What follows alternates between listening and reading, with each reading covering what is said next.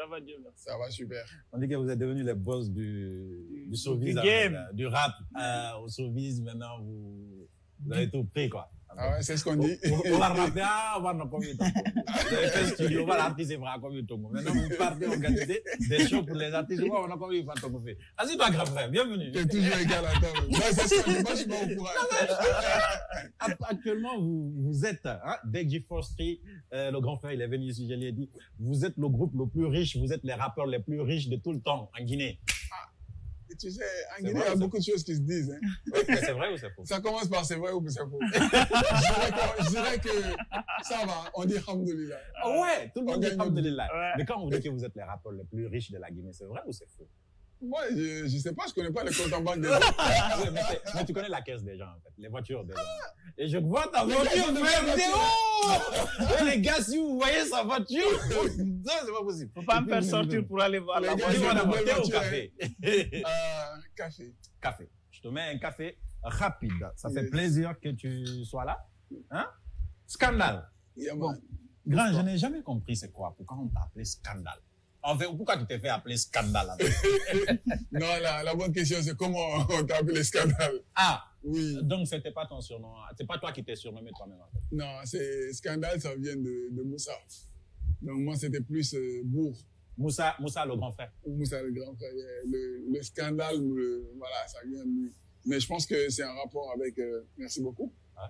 C'est un rapport avec un peu mon tempérament, le franc-parler, mon tempérament dans la musique. Parce que moi, dans la vie normale, à l'époque, le flow, tu vois, les textes, le franc-parler, le fait que... Je récapitule. Donc, c'est ton grand frère qui t'a surnommé scandale. Ouais, c'est venu de lui. Mon Dieu, je savais pas. Avant, c'était Bourg. Bourg, Bourg. c'est Sa Majesté, tu vois. OK. Bourg Baye, tu vois, Sa Majesté. Mais Ok. après, lui, il a fait Bourg Scandale. Je te jure. En fait. Parce que lui, il est du genre calme, pose tranquille sur les sons. Mais toi, quand on regarde les vidéos tout à l'heure, hein, tu es un scandale, mais vraiment, tu es un scandale sur tous les sons, en fait. Ouais. Le flow, la façon dont tu poses tes textes, le contenu, le fond, du début jusqu'à ce C'est style-là. vraiment tu un l'as scandale musical. C'est un Tu- rapport avec ça. tu l'as adapté, ce style-là, ou bien c'est parce que tu te sentais plus libre, puisque c'est le grand frère, et puis Tupac, c'est peut-être son pote, et puis toi, tu es le petit frère, donc tu as plus de liberté de faire certaines choses que eux ils ne feront pas. Parce que... Mais non, tu sais, la musique, c'est une question de feeling et de sensation et de qu'est-ce qui te parle, tu vois. Quand tu commences, tu fais des petites mélodies, tu fais du rap, tu fais du machin, mais à un moment donné, il y a quelque chose qui fait plus battre ton cœur. Tu vois, mon style, c'est ce qui m'allait le mieux, tu vois. Et après, c'est vrai que c'est un groupe où tu as beaucoup de talent. Tu as un grand chanteur comme Moussa. Tu as Tupac qui était plus, moi, mon ami que l'ami de Moussa. Ah, Et ok. puis, qui était un excellent rappeur. Moi-même, j'étais un bon rappeur, tu vois. Et puis, je sortais la voix, je faisais des toasts, tu vois. Mais au fil des années, comme on le dit, quand tu épouses une femme, vous finissez par vous ressembler, tu vois. Au fil des années, tu comprends toutes les techniques. Ça fait que tu t'enrichis, en fait. Chacun s'enrichit de l'autre et de ses skills. Et maintenant, t'es comment? Toujours scandale? Oui, ça reste. Ça reste toujours. Après, je dirais que tout être humain, au fil des années, évolue, tu vois. Ouais. Et puis, il y a des choses que t'aimes, il y a des choses que t'aimes moins. Il y a des trucs que tu faisais, que tu pensais que c'était ça, le bon chemin. Ouais. Tu te rends compte que c'est plus ça. On évolue. Je pense que j'ai évolué entre-temps. Évidemment, tu as évolué. On va voir comment tu t'es métamorphosé à Black Bay. Avant, c'était un jeune de ghetto avec sac à dos dans les quartiers de Boulbinet, en train partout de pester son flow pour essayer de s'imposer. Mais aujourd'hui, c'est un gros entrepreneur dans le secteur culturel parce que tu vas faire venir, enfin, tu as déjà fait venir et tu vas faire venir des grosses pointures de la musique internationale, des stars de renommée mondiale. On va parler de ça. Mais j'aimerais commencer au commencement. Hein? Le rap, je sais qu'on t'a interviewé plusieurs fois sur ça, mais dans Thé ou Café, on retrace les parcours. T'as commencé comment? Tu t'es mis derrière ton grand frère comment? Parce que généralement, les grands frères, petits frères, ça conjugue pas le même verbe. Ça se ressemble, mais ça parle pas trop le même verbe, quoi. Les comportements sont pas les mêmes. Est-ce que ça t'a facilité les choses? Deji, c'est jusqu'à quel niveau? Et après, ça a commencé comment? Non, c'est simple. Nous, à la maison, c'était beaucoup de musique quand même. Ok. On a écouté du tout, du Scorpion, du Whitney Houston, du Bembeya Jazz, de Bambino, les albums Kouyaté. Je suis étonné. Oui, c'était... tu m'aurais dit, on aurait écouté Tupac, oui, non. Biggie, Wu-Tang Clan. Aussi, Onyx Clan, tu vois. Ouais. Aussi. Mais vu que c'était beaucoup ça, et on avait un grand frère qui lui avait commencé à rapper, Mamcher, tu vois, il a pas fait carrière. Donc, non, il a commencé à rapper avec ses amis et tout. Okay. On l'a vu faire ça, et on a écouté beaucoup. On avait tous les albums hip-hop qui sortaient aux États-Unis sur les cassettes et tout. Donc, on écoutait ça. On a été abominé. On a été bercé par ça un peu. Okay. Donc, il y avait beaucoup de musique à la maison, à la base. Et comment on est venu à ça, on aime souvent dire que c'est pas nous, on est venu à la musique. Toi, par exemple, vraiment, on a écouté ton grand frère, lui, il a dit pour lui. Mais toi, t'es arrivé à ça comment? Tu aurais pu faire autre chose, en fait. Tu dis grand frère. Non, je voulais faire autre chose. Ouais. Mais finalement, t'as atterri là. Ouais, je voulais faire autre chose. Je voulais être pilote. Je voulais être tout le temps dans les airs. Mais c'est tout con parce que être star, c'est un peu être dans les airs, tu vois. Donc, non, en vrai, c'est, tu vois, vu que c'était comme ça, il y avait dans le quartier, il y avait beaucoup de tensions à l'époque. C'était pile poil l'époque des clans, tu vois, où c'était pas très, bon, j'ai pas beaucoup cette histoire, parce que c'était pas très catholique, tout ça. Et puis, c'était à l'époque là, et puis il y avait les rappeurs du clan. Nous, on était les rappeurs du clan. Moussa, ils étaient un peu nos seniors, et nous, on était les juniors. Mais chacun faisait un petit truc de son côté. Bizarrement, nous, c'est vraiment le nous, tu vois. Quand moi, je faisais des trucs avec les Tupac, et avec lui, et puis on s'est retrouvés comme ça, à répéter ensemble. Comme à la maison, comme vous vous retrouvez autour d'un plat de riz pour manger, quoi. Et tu vois, on s'est retrouvés à répéter ensemble, à faire des trucs ensemble. Donc à la base, c'est toi et puis Tupac. Et puis Moussa, lui, il était dans le senior ou... Non, ça c'est par rapport au clan. Tu vois. Mais ce qu'il faut savoir dans notre histoire, ce qui est important, c'est que tous les trois venons de Boulbine. Et tous les trois habitons sur la même ruelle. Et donc le matin, on se rencontre. Moi, ce que j'ai... Quand il était l'époque de jouer au bi, on jouait ensemble au bi. Quand il fallait aller jouer... Oui. C'est un grand frère gentil, lui. Ouais, bon. Il est posé quand même. Non, c'est calme. Il est gentil. Ici, parce que moi, je joue pas avec toi, mon frère. Si t'es mon petit frère, je joue pas de bille. Toi, moi, j'ai dépassé. Tu sais, nous, on a été éduqués de sorte que on a perdu notre papa très tôt. On n'avait que notre maman pour nous élever. On a été éduqués de sorte que on est ensemble, tu vois. Et on échangeait les kilos, les t-shirts, les machins. Tu vois, c'est ton pote, en fait. C'est pas ton grand frère. Ça reste mon grand frère, quand même. Mais oui, mon grand frère, très proche, quoi. Tu vois. Et quand il était moment de jouer au foot, on faisait tout ensemble. Donc, du coup, quand il était question d'aller faire le clan, on est allés ensemble. Quand il était le rappeur, ceux qui avaient du talent sont allés ensemble. Tu vois, parce qu'on a eu à peu près les mêmes influences, la même réalité, tu vois, le même Boulbiné, le ghetto. La même chose, hein. Exactement, le ghetto de Boulbiné, la présidence. Est-ce que tu pensais qu'il était, ça arrive, hein, dans la tête, tu pensais qu'il était plus authentique que Moussa, en fait? Ton flow, ta façon de faire, parce que c'était carrément différent. Lui, il était calme. Non, on est tous passionnés. Moi, je pensais que j'allais devenir, le matin, je prenais mon ballon de basket, je jouais au basket. Pour la musique, personne ne m'entendait chanter, sauf si on devait répéter ensemble, tu vois. Alors que, donc, chacun a quelque chose en lui. C'est ça qui est beau dans Deck du Force. Ce contraste-là, tu vois. Chacun a quelque chose à apporter sur un morceau, et ça fait tout à fait la couleur Deck du Force, lui, qui est très différent de pas mal de choses. Donc, vous avez fait Deck G, à 3. Tree, c'était vous trois, en fait. Oui, on était déjà Deck Pussy. Donc, comme Pussy composé en anglais, genre le clan, le groupe, tu vois, non? Le groupe Deck, tu vois. Et puis ensuite, on s'est rendu compte que on a envie de dire des choses, tu vois. Donc, du coup, on a fait Deck Force, lui, qui signifie vérité concrète, combinée aux trois forces incarnant le bon, le juste et le vrai. On aurait pu être 1000 et puis ça allait être ça. C'est une philosophie. Ok. Donc les trois, c'est pas Blaise, c'est pas Tupac et puis Moussa. Non. C'est ça. On aurait pu. On est sérieux. Parce qu'après non. On a dit ça pendant qu'on était trois. Ouais. On a dit. On a répondu à ces questions. Justement. On aurait pu être 1000 et puis ça aurait été. Tout est mélangé dans notre tête. Nous, on s'est posé la question à savoir. Attends. Maintenant, ils sont plus trois. Pourquoi ils continuent à dire Deck G-Force? Deck G-Force. Non. Non, mais t'es trop bizarre, Mohamed Ali. Si, mais c'est ça, c'est la question que je pose en fait. Ce qui est bien, c'est qu'on aurait pu, ça aurait pu être nous trois et qu'on veuille quand même être fidèle à l'esprit du groupe, à l'esprit de base du groupe. Et puis on le garde ainsi. Ça, c'était une possibilité. Hein? Et si c'était le cas, je pense qu'on l'aurait gardé intact. Parce qu'on respecte toute notre histoire. Peu importe les hauts, les bas, c'est notre histoire. C'est une partie intégrante de nous. Évidemment. On ne va pas la changer. Ouais. Tu vois? Mais sauf que ce n'est pas vraiment le cas. Et si c'était le cas, je pense qu'on aurait gardé intègre. Alors, Dekji, c'est énormément comment je vais dire ça, de morceaux, j'avais envie de dire, mais je voulais compter le nombre d'albums en fait. Dekji, c'est combien d'albums? Dekji, c'est 6 albums. 6 albums. 6 albums. En combien de temps d'activité, on peut dire ça comme ça? En 20 ans. Vous êtes toujours actif? En 20 ans, ouais. Plus que 20 ans, plus que 20 ans maintenant. Ouais, 20 ans, mais c'est pas beaucoup. Ça fait un peu plus que 20 ans, ouais. C'est pas beaucoup, hein. Bah, c'est toute une vie, hein. 6 albums en 20 ans. Ah, ok, quoi, 6 albums? Bon, ouais, non, je peux te comprendre. Je peux te comprendre. Je peux te comprendre. Vous êtes devenu à un moment donné des paresseux businessman, vous avez abandonné les mélomanes. Vous ne chantez plus en fait, les albums, vous ne les faisiez plus. T'as raison parce que tout le monde, la plupart de nos fans nous reprochent ça. Ouais. Et parce que moi, je pense quoi? Je pense que les époques ont changé. Avant, il fallait faire un album pour être présent, pour être respecté, pour qu'on dise que ouais, le travail il est de qualité. Il ne fallait pas faire un album de... Au début, il fallait faire, à l'époque des cassettes, 8 morceaux, 4 face A, 4 morceaux, face B, 4 morceaux.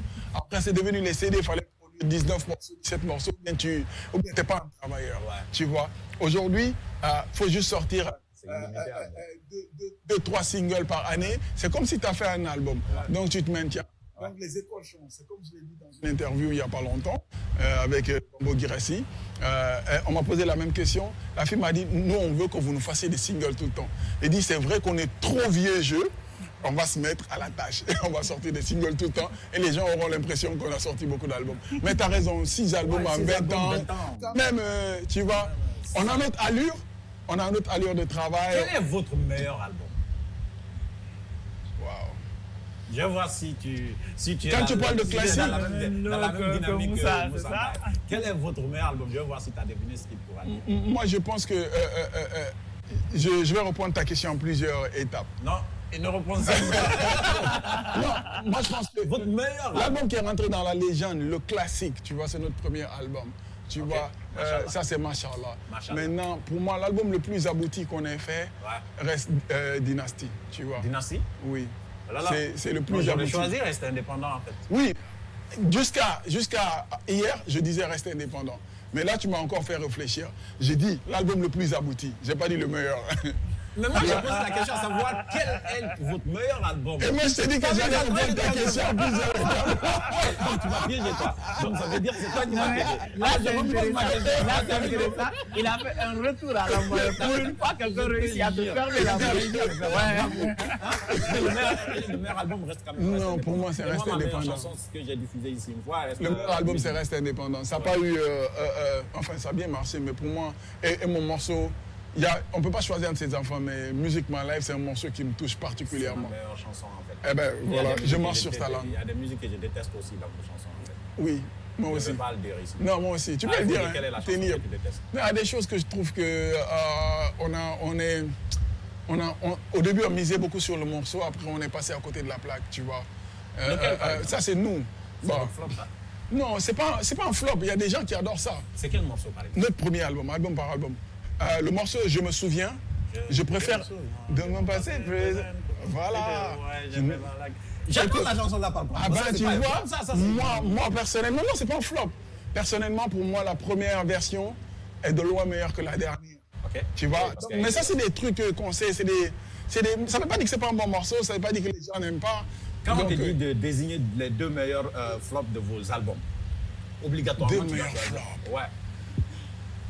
Chanson flop. Waouh.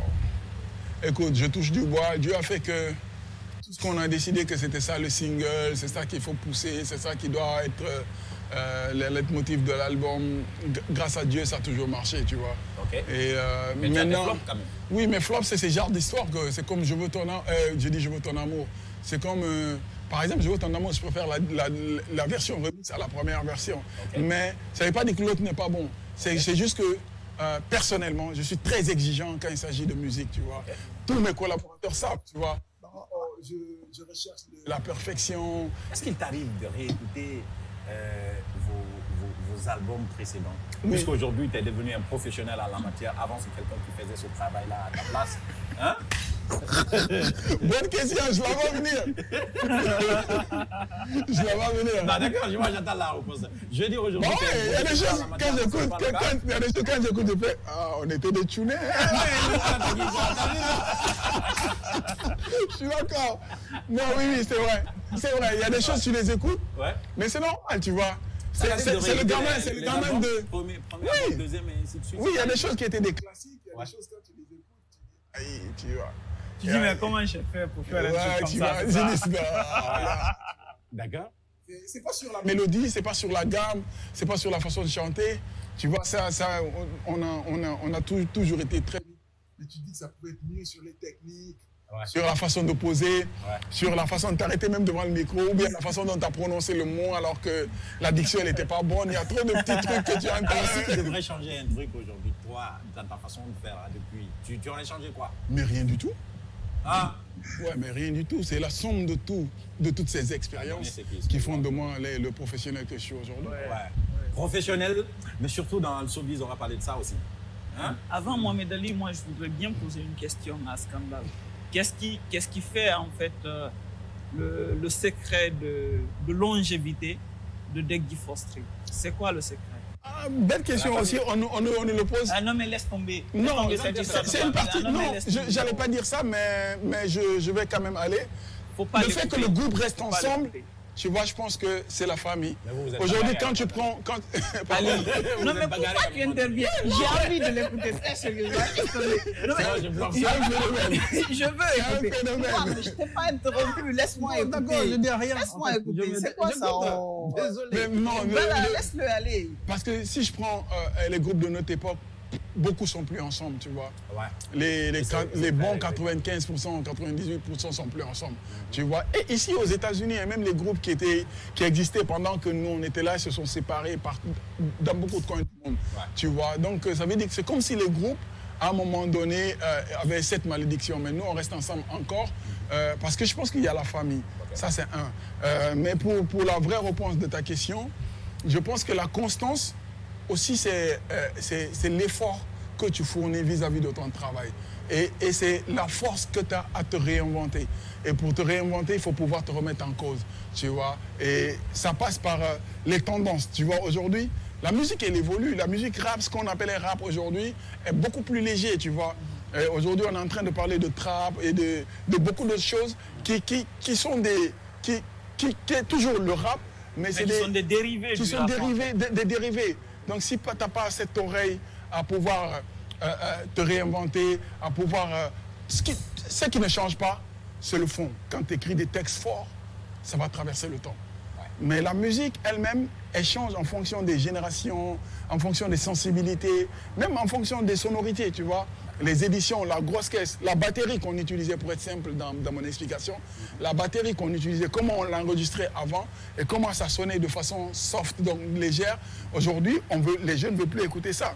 Ils veulent que la batterie, elle sonne plus hard, tu vois, non, le boom là, il faut que ça soit là, les héroïnes là, comme on le dit de façon professionnelle, il faut que ça sonne, tu vois. Tout change.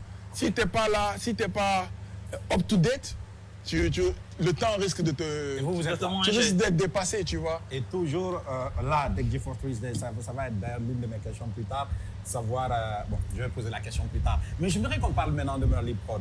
Parce qu'après Deggy, à Studio Machallah, si je suis bien, la structure studio, c'était pour enregistrer des appels. Mais avant Merly Prod, pour finir ma question, je l'avais en tête, c'est qu'aussi on est très chanceux, nous, je me dis, tu vois. On est très chanceux, on a la grâce de Dieu sur nous, tu vois. On dit Hamdoullah, Machallah, tu vois. Non, non, j'ai dit chanceux.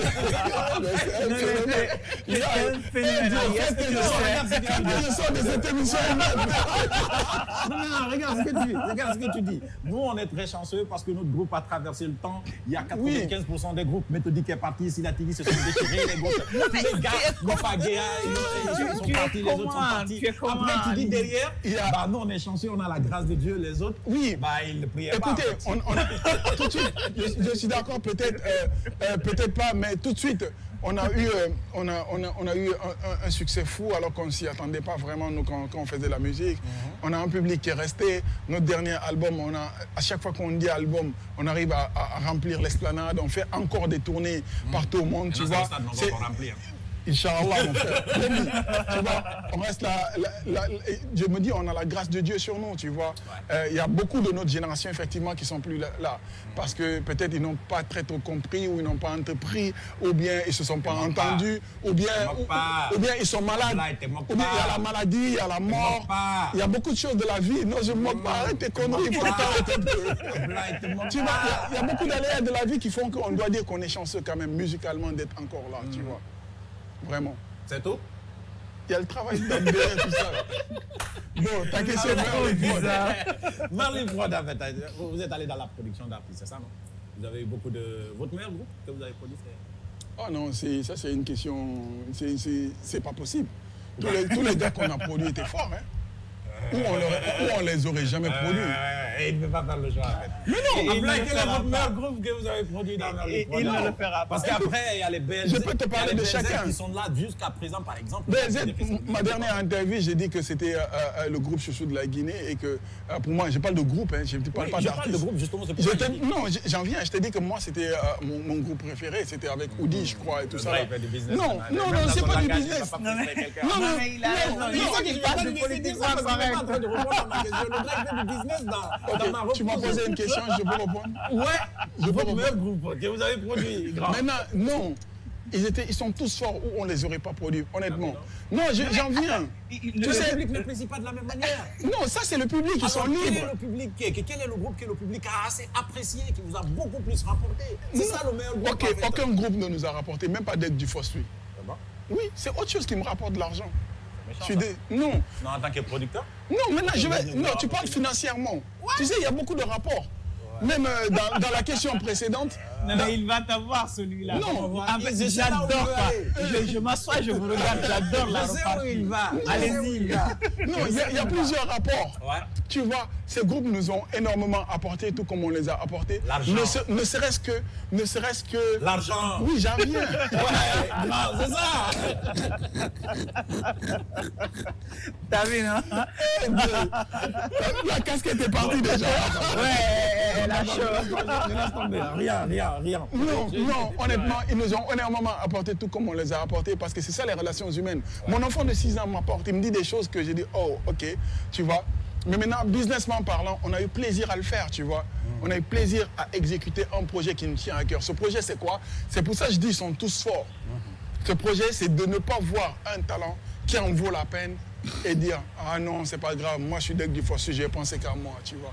Mais alors quand tu dis qu'aucun ne vous a rapporté de l'argent, c'est méchant. Non, c'est pas méchant. Pas Diallo Sadakadi quand même. Non, c'est la vérité. C'est pas gratuit. Non, écoute, la culture en Guinée est gratuite pour le moment. Oui. Maintenant, après, tu arrives à une fois sur deux faire un coup qui te rapporte de l'argent. Okay. Aujourd'hui, ils s'autoproduisent. Hein. Ouais. Ils s'autoproduisent. Ouais. L'exemple, Anstey Crazy. Ouais. Ils se tuent à faire les choses. Ouais. Baloza, ils s'autoproduisent. Ils savent c'est quoi les coûts. Ouais, il y a une anecdote. Il y a Gianni Alpha qui un jour nous a trouvés dans le CCFG. J'étais avec Moussa. Il vient et dit, mais grand, comment ça? Il dit, grand. Il venait de sortir son album, magnifique album Rêve d'Afrique, qui est sorti sur l'Esplanade. Eh grand, vous ne nous avez pas dit que c'est ce qui était dans ça là. Comment vous faites pour faire 2-3 albums et tu as fait des trucs sur l'Esplanade 2-3 fois? Tu vois, et ce jour-là, j'étais très heureux parce que j'ai rigolé. Tu vois? Ouais. Eh bien, il a vu qui a mis l'eau dans le coco. Tous veulent l'eau dans le coco. À moins que Doumbouya te donne 2 milliards et que l'autre te donne 3 milliards. 1000 tickets, machin. Je ne parle pas de ça. Tu vois, mais si tu dois faire les choses comme nous, ou tu dois toi-même te lever faire les choses, c'est que tu as un business parallèle. Ah ben, c'est ce que j'allais dire, tu as un business parallèle. Et que tu vas te casser la tête 6 mois là-bas, mais vu que toute ta passion c'est la musique et que tu penses que c'est dans ça que tu veux réussir, tu viens le mettre dedans. Après, tu reviens après tu dois à la mine Guirassi. Attends, après tu dois à la mine Guirassi. Tu dois à Adafo. Tu dois à l'imprimeur. Mais dis-moi, business parallèle là, c'est quoi? Tu investis dans l'immobilier? Non, ça c'est pas ton problème. Non, mais je veux dire, t'as combien de restaurants en Guinée? Ça c'est pas ton problème. D'accord. T'as combien d'immeubles en fait? T'as combien d'immeubles en fait? Non, mais pourtant, pour nous inviter, Fourie, on va aller faire thé au café dans un de tes restaurants. Mais attends, j'ai des frères qui ont des restaurants et tout ça là. Je vais vous inviter chez eux. Je parle de toi, je parle de toi. Alors parlons maintenant de ce que vous faites aussi. Hein? Parce que maintenant, je ne sais plus tout ce que vous faites. Mais ce que vous faites aussi, c'est qu'on voit à la télé. Et l'actu, c'est Dadju qui va venir. Oui, Dadju vient. Mais avant Dadju, vous avez envoyé déjà des artistes, on va commencer par là. Oui, depuis, avec le Festival Urban Africain, on en a amené des tonnes, hein, plein d'Africains. Des Awadi. Juste pour dire que c'est une habitude pour vous d'envoyer des... C'est ça la politique, envoyer ceux qui ne sont pas là et qui sont adulés ailleurs, à l'étranger. Comment on est arrivé à ça? Vous savez, nous, on a une histoire. On a sorti un premier album qui s'appelle Mashallah. Mashallah, ouais. Qui veut dire par la grâce de Dieu, tu vois. Et nous, après ça, on a sorti un deuxième album qui s'appelle Reste indépendant. Bon, on a fait jusqu'au bout avec Sila Tigui, tu vois. Comme pour dire que par la grâce de Dieu, on est là. On a atterri là et peut-être c'est ça notre destin. On rend grâce à Dieu. Et puis, on a fait jusqu'au bout comme pour dire qu'on ne lâche pas l'affaire, tu vois. On a sorti Reste indépendant pour dire que aujourd'hui, si tu veux, en tout cas, nos pays et nous, jeunes Africains, si on veut véritablement y arriver, il faut qu'on se prenne en charge. Il faut qu'à 35 ans, 40 ans, qu'on arrête d'être à la maison et penser qu'on est jeune. Parce que c'est comme ça qu'on nous a éduqués. Ouais. Le gars, il a 25 ans, mais il pense que... Exactement. Exactement. Voilà, tu vis, il faut se prendre en charge et tout et tout. Et ensuite, on a sorti Débrouillard. On a compris que ouais, c'est cool de rester indépendant, mais si tu veux rester indépendant et que tu ne travailles pas, c'est un problème. On a dit, il faut savoir jouer les débrouillards.